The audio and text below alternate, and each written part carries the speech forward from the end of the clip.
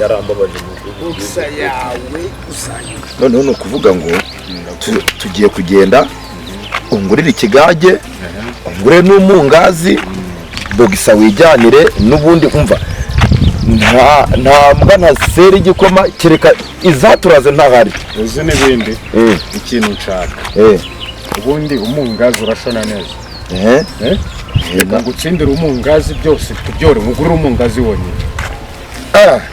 nta kigage se ikigage se nacyo urakeza reka nkwereke ubundi waretse nko gukubita umungazi wonyine ako mwana muri ziriya nzu ndashaka kuzakugurira wowe ngurira inzu nubwo nambaye bodaboda nzakugurira inzu kiriya mbaya mwana uhora iguhonda bivuzeho nabyemera uriya mugore wabonye ibintu yari agukoreye mu rugo umugore mureke mama ari kubyitaho ako nagize amahirwe uragenda ubu ngubu ibiryo do ni wowe yajyanye umva ni furu reka rero nkwereke wenda sibyo maze iminsi ndwaye wowe gake ariko uri kugenda noroherwa nibyo mubwira ku munsi w'isabukuru y'amavuko yawe ye baba data we nzakugura akantu gashimishije n'ukuri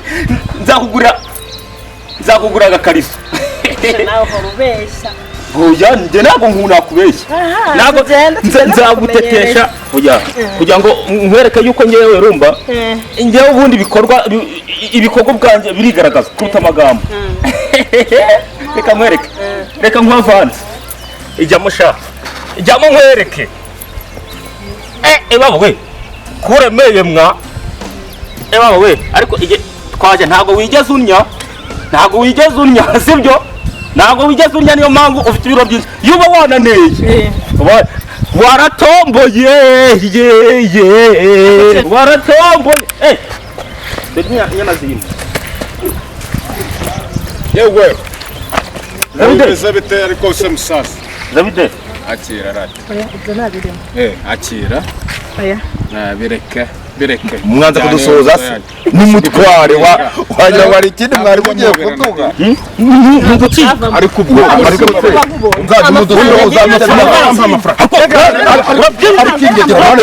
urayamenye batiriyo ndayo batiriyo ndako mugezate batiriyo ndayo mugezate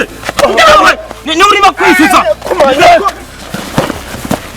ndabica umuheto